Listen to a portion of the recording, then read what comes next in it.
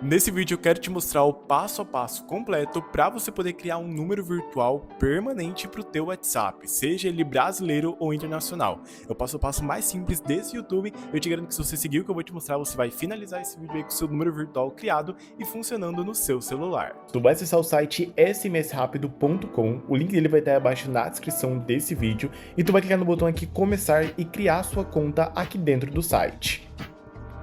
Assim que você acessar a sua conta dentro do site, clica aqui em comprar número e vai aparecer uma lista enorme de diversos países aqui dos quais você pode gerar um número virtual. No meu caso, eu quero um número virtual brasileiro, então vou selecionar aqui Brasil. Eu vou verificar o valor do número virtual que eu quero criar. Lembrando, você paga apenas uma única vez e o número é seu, permanente para sempre, ok? Ou seja, não tem nenhum tipo de mensalidade, não precisa colocar crédito nem nada do tipo. O valor do número do WhatsApp aqui, Brasil, atualmente está R$ 24,90. Para você poder adicionar saldo aqui no site é muito fácil. É só vir nessa barrinha lateral, clicar aqui em depositar, seleciona o valor que você queira fazer, né, o seu depósito, e clica aqui em depositar ou via Pix ou via cartão de crédito. No meu caso, eu já tenho saldo aqui, então não vou fazer um novo depósito, ok? Mas depois de você ter saldo aqui dentro, fazer o seu depósito certinho, volta lá em comprar número, seleciona o país desejado, o serviço que você quer comprar, aceita os termos e clica aqui para confirmar a sua compra. E automaticamente o site vai gerar para você um número virtual, assim como ele já gerou para mim. Eu vou copiar esse meu número e agora abrir o WhatsApp. Eu vou estar utilizando o WhatsApp Business, mas pode ser qualquer um, WhatsApp normal, WhatsApp GB, enfim. O que importa é que ele esteja 100% atualizado e funcionando. Vou colar aqui o número que eu copiei lá no site, tirar o 55, porque já tem aqui, agora pedir o SMS de verificação.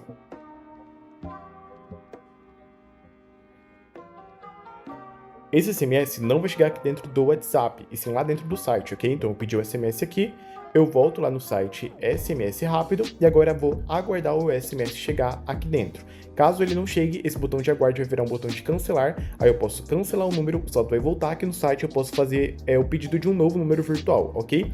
Mas o meu SMS já chegou aqui de boa, de primeira, mega rápido, então agora eu vou abrir aqui o WhatsApp Business, colar o SMS aqui dentro e agora confirmar o meu número virtual. Dar aqui as permissões para o WhatsApp.